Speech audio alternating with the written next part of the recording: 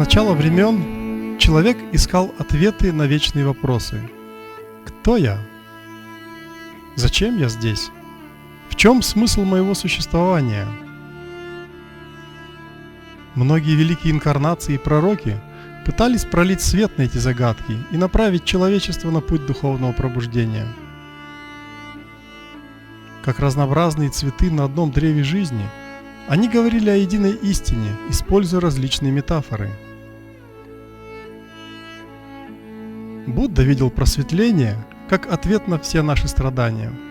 Он сравнивал этот процесс с раскрытием лотоса с 1000 лепестками на макушке головы. Мухаммед говорил о рухе, прохладном ветерке, исходящем из вершины головы и ладоней. Во время воскрешения ваши руки будут говорить, объяснял он. Кришна в его игривом веселье выражал необходимость йоги или союза с Божественным. Он говорил о коллективной природе человека и необходимости каждого из нас раствориться в океане блаженства. Христос также объяснял, что спасение придет только через второе рождение. Прощение и сострадание проложат дорогу к этому пробуждению, которое можно будет ощутить как языки прохладного пламени, окутывающие головы как божественные нимбы.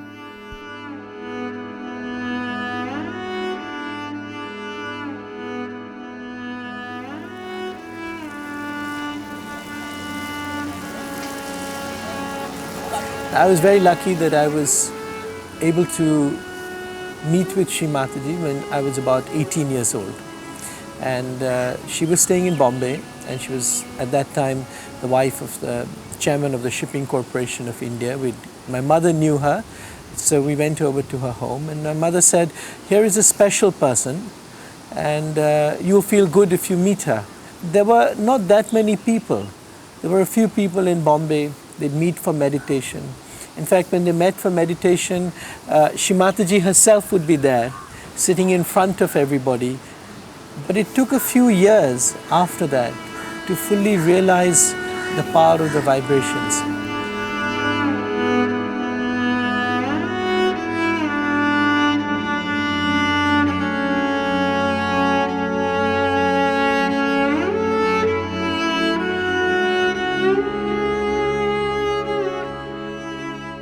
В 1970 году Шри Матаджи Нирмала Деви начала обучать медитации небольшую группу искателей. На занятиях она стояла позади каждого и поднимала кундалини, кладя свою руку на различные энергетические центры, расположенные вдоль позвоночника. Это был естественный процесс пробуждения энергии чистого желания. Она приводила в движение силу, называемую кундалини. У каждого из нас эта энергия, свернутая в 3,5 оборота, находится в спящем состоянии в основании позвоночника, внутри крестцовой кости. Когда энергия пробуждается, она поднимается по позвоночному столбу, активизирует энергетические центры и, пройдя через макушку головы, соединяет наше тонкое тело с божественным началом. Несмотря на то, что первоначально Шри Матаджи встретила небольшую группу искателей истины, она искала универсальный метод, который позволил бы ей передать этот опыт большим группам людей. Вскоре ей удалось найти технику массовой самореализации. Принимая во внимание все условности и ограничения человеческой личности, метод был создан чрезвычайно простым. Для пробуждения внутренней энергии искателю достаточно было изъявить свое желание, держа левую руку по направлению к Шри Матаджи. Словесные утверждения помогали материнской энергии кундалини подняться по позвоночнику, и этот опыт подтверждался ощущением прохладного потока на руках и над головой. По мере того, как все больше и больше людей проявляли желание почувствовать кундалини, Шри Матаджи начала движение по распространению массовой самореализации. We can see from one point of view that human beings are created as human beings. And they have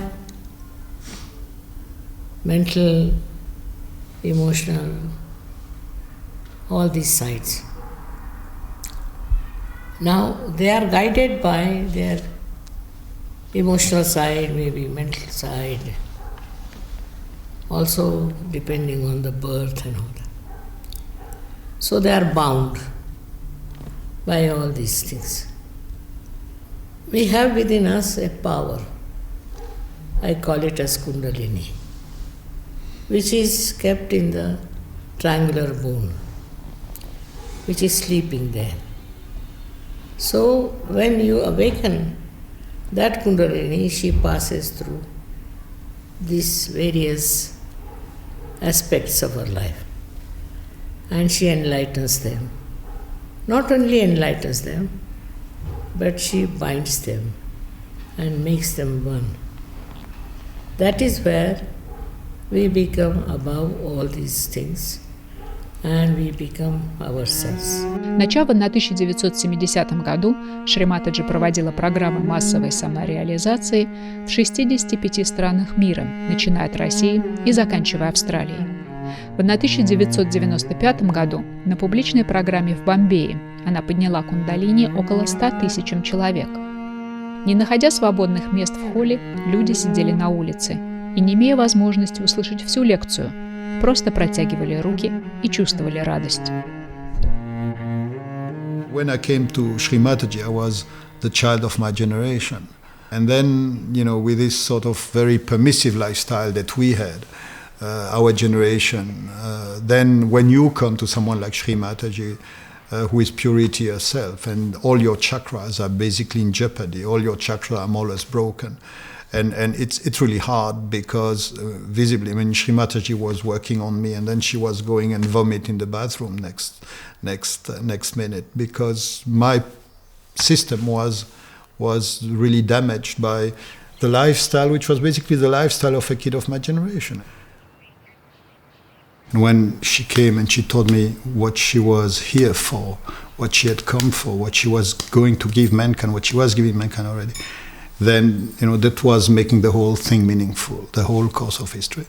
Then I was like, I don't know how you say this in English, écrasé. I was like stunned by the magnitude of it all. Because just imagine that suddenly you get a big secret.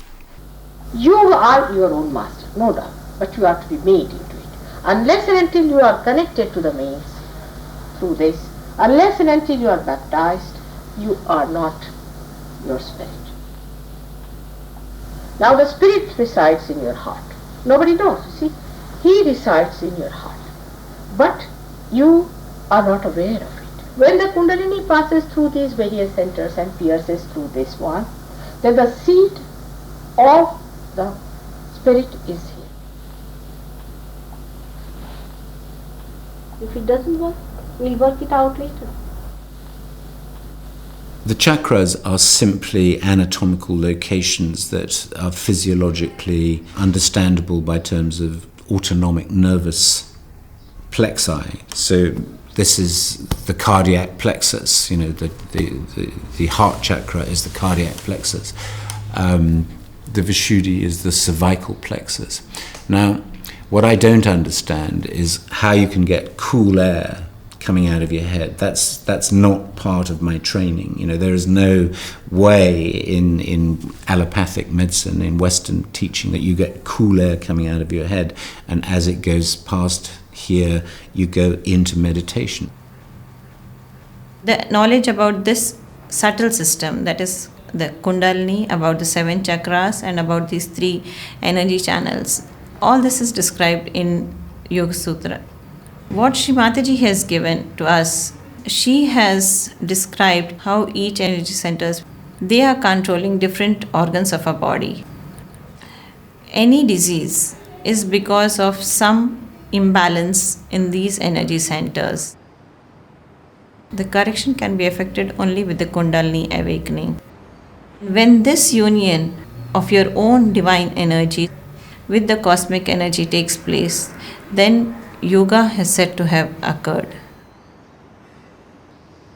Normally, a person cannot stop his or her thoughts, but when the Kundalini gets awakened, then a person is put into a thoughtless state, and finally it goes up to the Sahasrara and a person is feeling the cool breeze.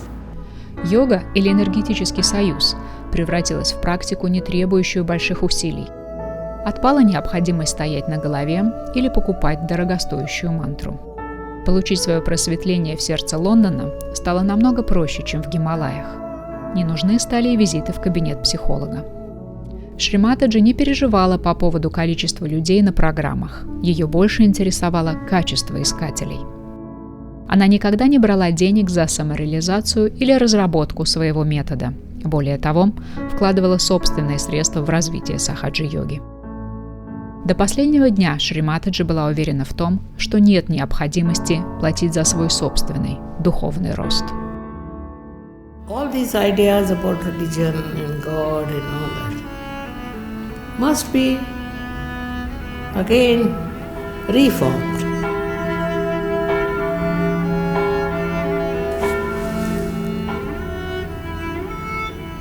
There's no need to ring the bells or anything. Bells have to be inside.